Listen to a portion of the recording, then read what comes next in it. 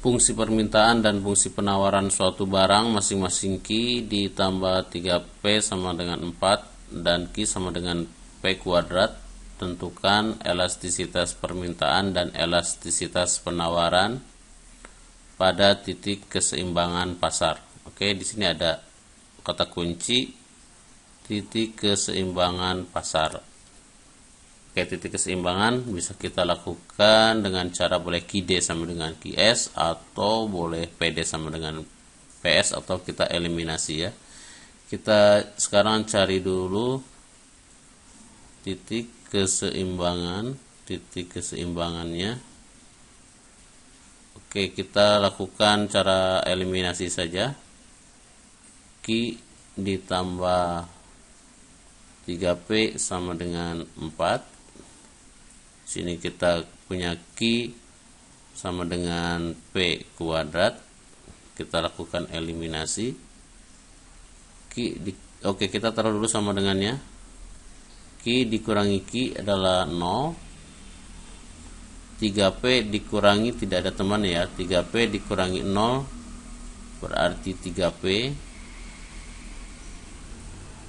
4 dikurangi 0 nggak ada berarti ini 4. 0 dikurangi P kuadrat ya, 0 dikurangi P kuadrat, kalau perlu dikotret ya, 0 dikurangi P kuadrat sama dengan minus P kuadrat ya. Jadi ini minus P kuadrat. Oke. Ini kita coba pindahkan ke kiri, maka kita dapat P kuadrat ditambah 3P, yang 4 kita pindah ke kiri. Ya, kalau kita perhatikan, nah sekarang bentuknya ini adalah fungsi kuadrat ya, bentuk fungsi kuadrat. Sehingga kita bisa lakukan solusinya tidak dengan cara ini ya, dengan cara faktorisasi atau rumus ABC ya, tidak bisa pindah ruas.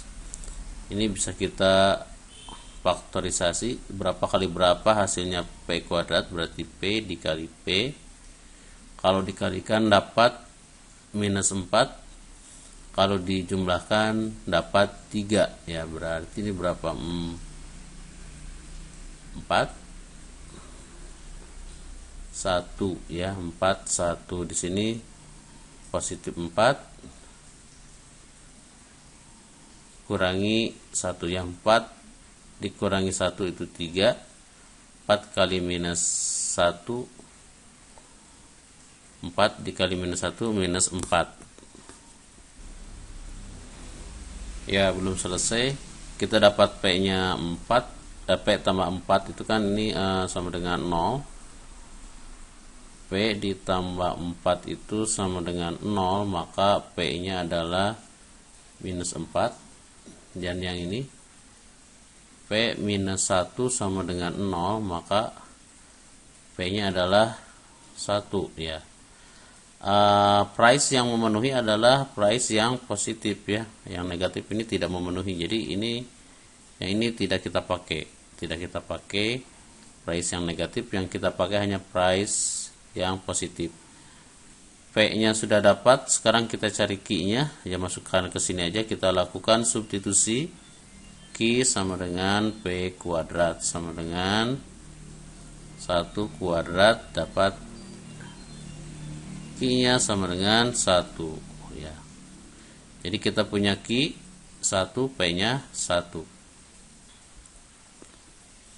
Baik, sekarang kita kerjakan elastisitas permintaan ya, terus elastisitas penawaran.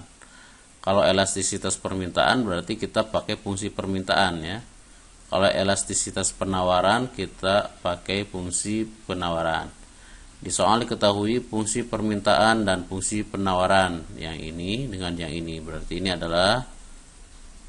adalah fungsi permintaan ya, demand. Ini fungsi supply. Oke, kita cari, maka elastisitasnya eta D sama dengan P per Q kali dq dP ya. Ini rumus untuk elastisitas permintaan. Berarti pakai fungsi permintaan, maka AP-nya sudah tahu 1. Oke. Eta D, P-nya 1, Q-nya tahu 1.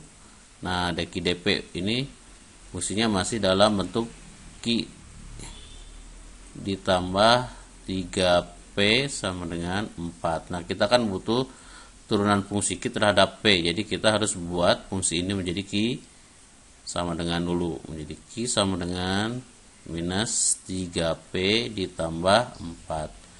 Jadi turunannya dQ turunan Q terhadap P dapat minus 3 ya. Ini kan 1, ini 0. Jadi ini dQ dP-nya adalah minus 3. Jadi elastisitas permintaan adalah minus 3. Ini sudah terjawab. Oke, sekarang elastisitas penawaran. Rumusnya sama ya dengan elastisitas permintaan. Hanya ini kita pakai fungsinya fungsi supply. P per Q dQ dP. Oke, ini rumusnya yang elastisitas supply.